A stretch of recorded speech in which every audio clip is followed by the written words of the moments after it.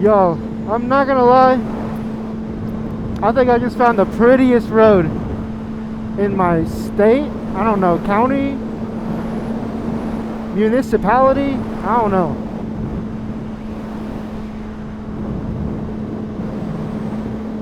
It's literally just a straight road for like forever, I'm pretty sure. Like, wow. But basically what I wanted to talk about today was 5 reasons why you should not start on a 600cc bike like I did. I started on a 600cc bike, and I don't know, it's pretty whatever, ironic, hypocritical, whatever, for me to make a video like that, because, or like this, because I started on a 600. But I'm gonna make a video on 5 reasons why you should start and 5 reasons why you shouldn't. So I guess like a pros and cons list. So here's the cons. The first con: you're gonna get too used to relying on your bike. I rode my friend's R3, and the way that the 600 works, at least to my knowledge, is the clutch, if you slowly let go, the bike will go forward. So it makes it a little bit harder to actually stall the bike and actually like go, like do low speed maneuvers. Because with an R3, you let go of the clutch slowly, it doesn't move forward, you just stall out.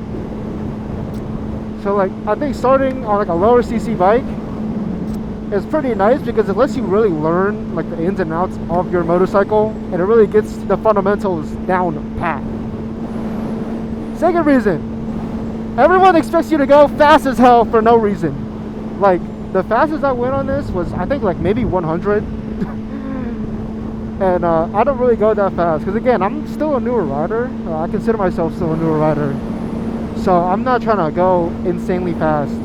But when you start at 600, everyone's like, oh yeah man, you must go like 130, 140 miles an hour easily every day. No, that is definitely not the case. Starting on an R3, you don't get that stigma of like, oh yeah, how fast have you gone? Because everyone knows, like, R3s and 300s and 400s, they top out at like 120, 100.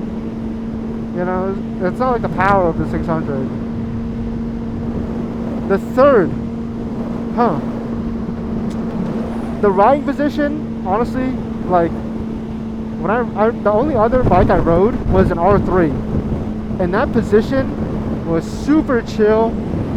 I was sitting like up like this, almost like upright on the bike. This though, I'm a little more lean down. And I'm not gonna lie, like, if you're not sitting right, your back is gonna start hurting, your arms are gonna start hurting, your whole body is gonna start hurting. So you're gonna have to get the positioning down. And I think starting on like a 300 or 400, or like a beginner bike that's more upright, helps out a lot. That's why, honestly, over the months I've been riding, I became a huge proponent for starting on naked bikes. Even though the low end torque is pretty high on them, I feel like Z400 or an MT-03, things like that, perfect starter bikes in my opinion. The fourth thing, it's expensive. So even though this was the cheapest the cheapest CBR600RR in Florida when I bought it, it was still $3,000. A little bit high. You spend a little bit more money, you get a newer R3, you get a newer Ninja 400, you get a newer Gixxer 400, I don't know, Gixxer 250, whatever, for mad cheap. Like, I was looking at an R3 and a Ninja 400 besides this. The 400 was $3,500. The R3 was, I think, like $4K. So the price is like, and both of those were like 2015, 2016 bikes too. This is a 2005. So old thing, old AF. But yeah, the only reason why I started on this was because I felt more comfortable on the 600, because I learned on my friend's CBR600, and I thought that was perfect. And I think I'm emotionally stable and emotionally mature enough to actually get on one of these. Honestly, the fifth and final reason, I'm trying to think of like a really good one here. I had like a mental list of things. I'm not gonna lie, I completely forgot, taking in the all beauty of this road that I'm on. Fifth and final thing, honestly, is power. This is the slowest 600 of its generation, I believe, besides like maybe one other one, but it still makes like 117 horsepower, and that is a lot for a bike. Hold on, let me go. There we go. So it's a little bit easier for me to speak. And I don't have to yell over my own voice and the wind and everything. But it's an insanely fast bike, and if you get cocky or you don't know what you're doing, you can easily fuck yourself up big time, and it's not good. You have to respect the bike and respect your riding abilities. Like, I remember one time I gave it a little too much throttle at a light while turning. I panicked, grabbed the brake, fell over, and that was the first time I went down on the bike. I actually think I have footage of it, so I might post it just to do like a little review for it. It happened like a couple months ago now, but it still like scares me to this day, because like that just shows you that like if you get complacent and you get and if you're like naive, and if you get complacent or overconfident, you will seriously mess yourself up. And that is honestly just, yeah, that's the 5 reasons why you just shouldn't start a 600. Now, I will have another video coming out, hopefully next week, about 5 reasons why you should start on a 600. Now, that's probably going to be a little bit more controversial. But if I were to go back again, or if you were, which are like, oh my god,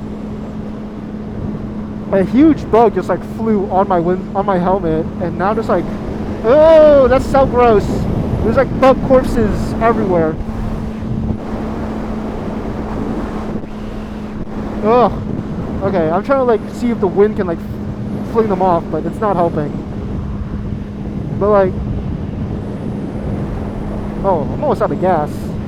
We should be okay. There's a gas station like at the end of this road, so I think we'll be okay. But as I was saying, like, be careful. You know, if I were to go back and go do it all over again, or 2, if I were to recommend someone a new bike, get a 400, a 450, or a 650. In my opinion, a 650 is perfect.